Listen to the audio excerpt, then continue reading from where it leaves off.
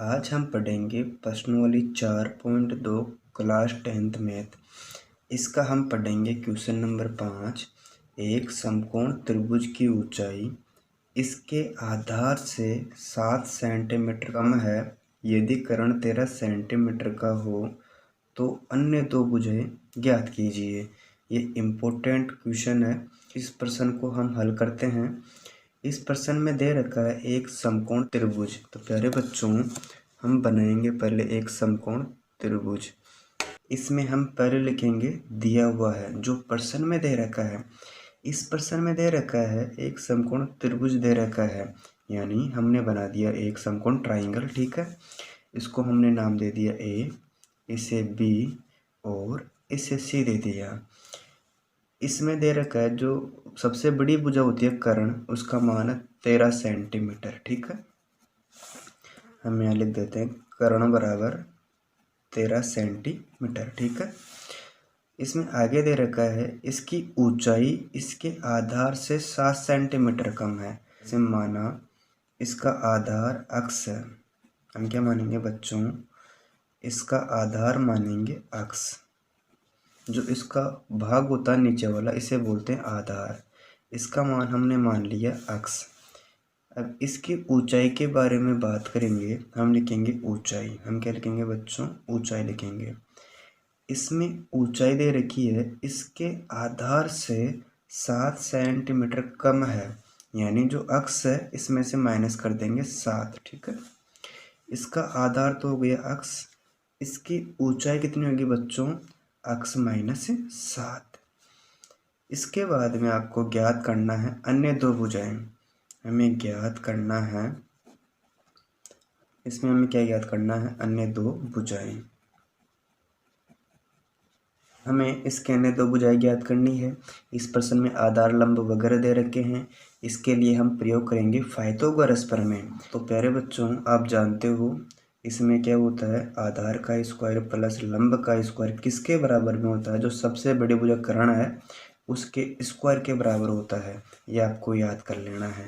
और जो प्रश्न में दे रखा है इनका मान इसमें फिट कर देंगे, इससे हमें अक्ष का मान प्राप्त हो जाएगा। इसमें लिखेंगे पहले आधार का स्क्वायर, यानी जो आधार का मान है उसका वर्ग करेंगे। तो प्यारे बच्चों, आपको देखना है आधार कितना है। इसमें आधार है अक्ष, मैंने यहाँ पर लिख दिया अक्ष और इसका कर दिया स्क्वायर। इसके बाद में लिखेंगे लंब का स्क्वायर। तो प्यारे बच्चों, जो लंब होता है ये रहा लंब ए बी, इसमें मान है अक्ष माइनस 7। हम क्या कर देंगे, अक्ष माइनस 7 और यहाँ पर स्क्वायर है तो यहाँ पर स्क्वायर कर देंगे। इसके बाद में जो हम मान लिखेंगे वो लिखेंगे कर्ण का। इसका मान 13 सेंटीमीटर है, इसका भी वर्ग कर देंगे। आगे हल करते हैं, उतारेंगे अक्ष स्क्वायर, आगे साइन है प्लस का। इसमें आपको देखना है एक अक्षर ए बी सी डी का है, एक गणितीय का है।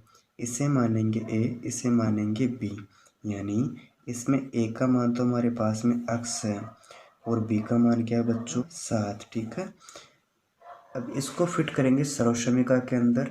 और आपने पढ़ रखी है वो सर्वसमीका, ए स्क्वायर माइनस के 2ab प्लस बी का स्क्वायर। इसमें फिट करना है। जैसे इसमें ए का मान अक्ष है और बी का मान 7 है, आपको फिट करना है। इसमें हम लिखेंगे पहले ए का स्क्वायर। इसमें ए का मान कितना है बच्चों, अक्ष है, स्क्वायर कर दिया। इसके बाद में साइन माइनस का आएगा, माइनस कर दिया।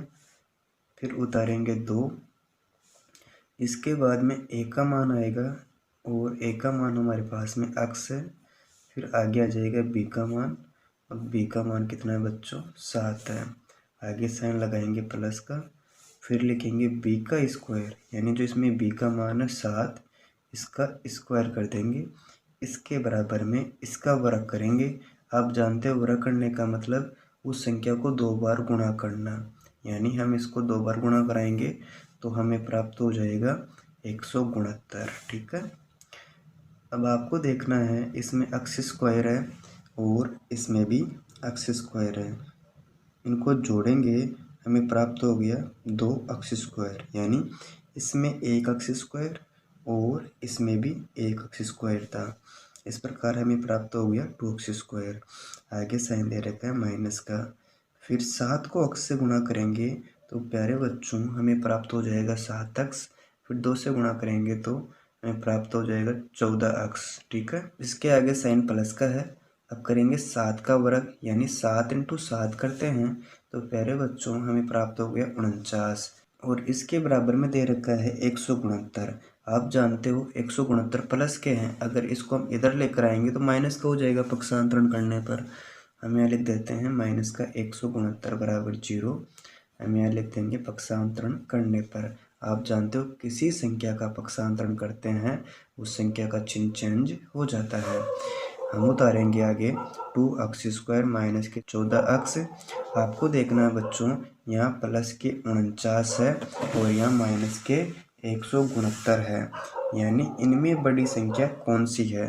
तो प्यारे बच्चों हम बात करें इनमें बड़ी संख्या माइनस के 169 है और प्लस के 49 है, यानी हम माइनस के 169 में से प्लस के 49 माइनस करते हैं तो कितना बचेगा, 6 में से 4 गया तो 2 1 और किसका बचेगा, माइनस का बचेगा। क्यों बचेगा बच्चों, क्योंकि संख्या बड़ी माइनस की थी। हम यहाँ उतार देते हैं माइनस के 120 बराबर 0। ठीक है, अब इतना करने के बाद में आपको देखना है इन तीनों संख्याओं में 2 का भाग जा रहा है, यानी इन तीनों संख्याओं में किसका भाग जा रहा है, 2 का। फिर 2 का भाग 2 में दिया तो 2 से 2 कट गया तो क्या बचेगा बच्चों, x² बचेगा। हम यहाँ लिख देते हैं x²। इसके बाद माइनस का साइन लगा देंगे, फिर 2 का भाग इसमें देंगे, हमें प्राप्त हो जाएगा 7x। आगे साइन है माइनस का, फिर 2 का भाग देंगे 120 में तो प्यारे बच्चों हमें प्राप्त हो जाएगा माइनस का 60। इसके बराबर में लिख देते हैं 0। आपने इतना कर लिया।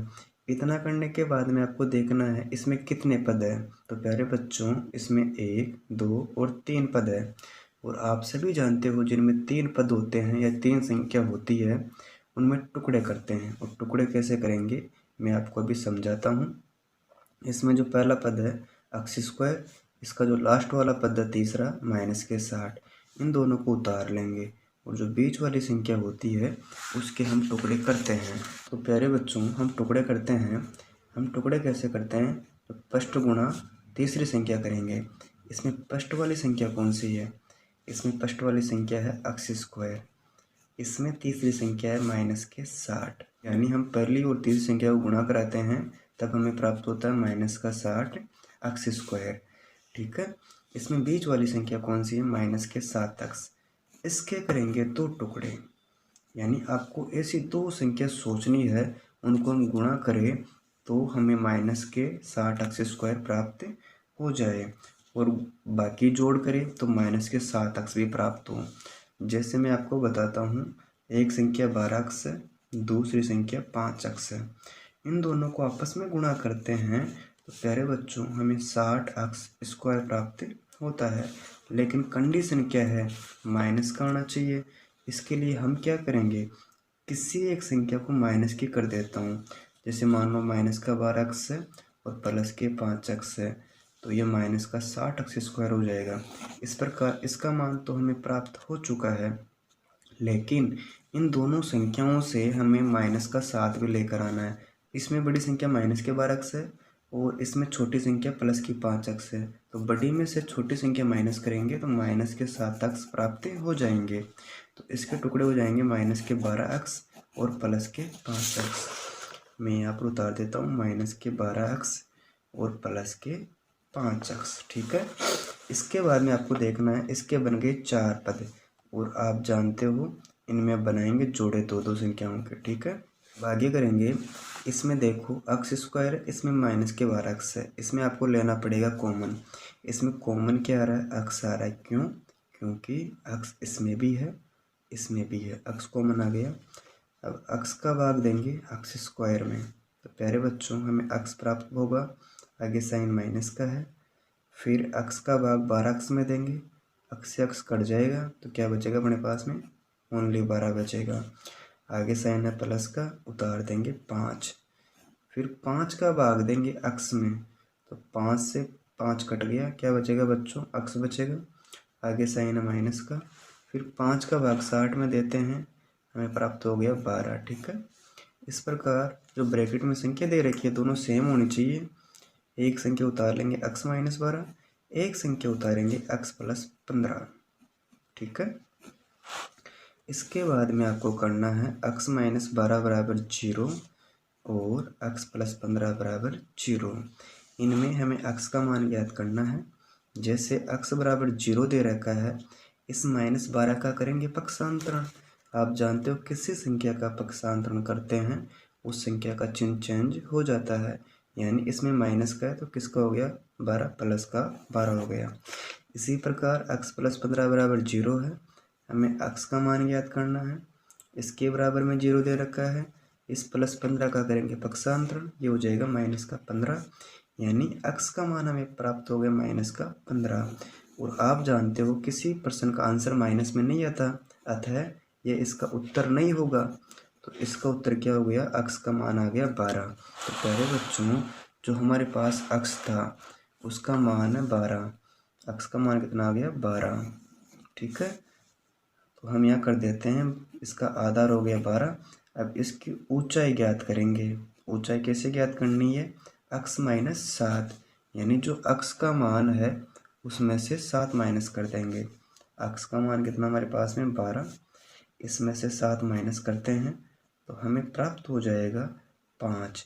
इस प्रकार इस प्रश्न में आधार हो गया 12 सेंटीमीटर और ऊंचाई हो गई 5 सेंटीमीटर। इस प्रकार ये प्रश्न हल होता है। अगर आपको वीडियो अच्छी लगी, वीडियो को लाइक करें, मित्रों के साथ शेयर करें और चैनल पर पहली बार आए हो तो चैनल को सब्सक्राइब अवश्य कर लें। Thank you.